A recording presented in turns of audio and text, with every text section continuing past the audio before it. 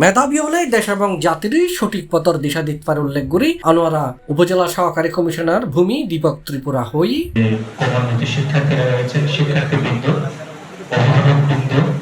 জুনের 19 তারিখ বৃহস্পতিবার বিকেল 3টায় আনোয়ারা উপজেলা মিলনায়তন জিনিয়াস বাংলাদেশ ফাউন্ডেশন আয়োজিত মেধাবৃত্তি পুরস্কার বিতরণ ও শিশু উৎসব প্রধান অতিথির বক্তব্যে তিনি এসব কথা হয়।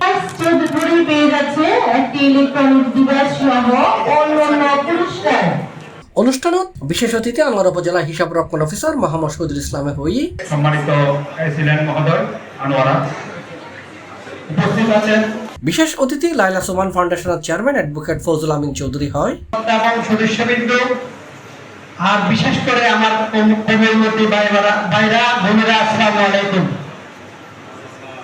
আমি সর্বপ্রথম শুকরিয়া জ্ঞাপন করছি জিনিয়াস বাংলাদেশ ফাউন্ডেশনের প্রতিষ্ঠাতা ও পরিচালক সরোজ আহমেদের সভাপতিত্বে সুশান্ত কুমার শীল এবং বিলকিস আক্তারের সঞ্চালনায় অনুষ্ঠানে বিশেষ অতিথি হিসেবে আরো বক্তব্য রেখে আনোয়ারা উপজেলা সহকারী শিক্ষা কর্মকর্তা সানাউল্লাহ কাইসার, বেসরকারি কারা পরিদর্শক জুবারুল আলম মানিক, ব্যবসায়ী ও সমাজসেবক মোহাম্মদ আবু সৈয়দ সিআইপি, হাজি আমির সুলাইমান ফাউন্ডেশনের চেয়ারম্যান ডিআইএম জাহাঙ্গীর আলম, ব্যবসায়ী সমাজসেবক ফরিদুদ্দিন, সাংবাদিক মোহাম্মদ মুজাম্মেল হক।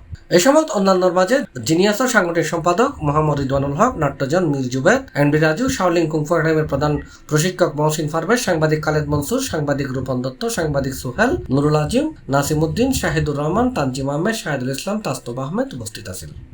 জিনিয়াস বাংলাদেশ ফাউন্ডেশন এখন 14 বছরে পা রেখেছে। এটা আমাদের 12তম অনুষ্ঠান। 12তম অনুষ্ঠান বলতে আমাদের 24টা অনুষ্ঠান।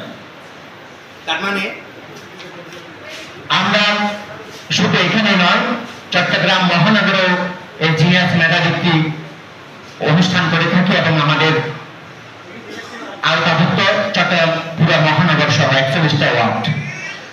গত 24 তারিখ 24 মে আমরা চট্টগ্রাম মহানগরের অনুষ্ঠানটা সমাপ্ত করেছি।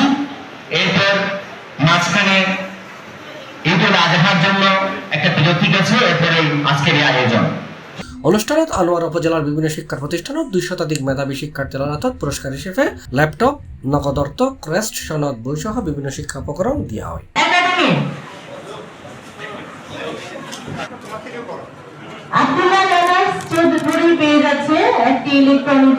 C+ TV, Chittagong.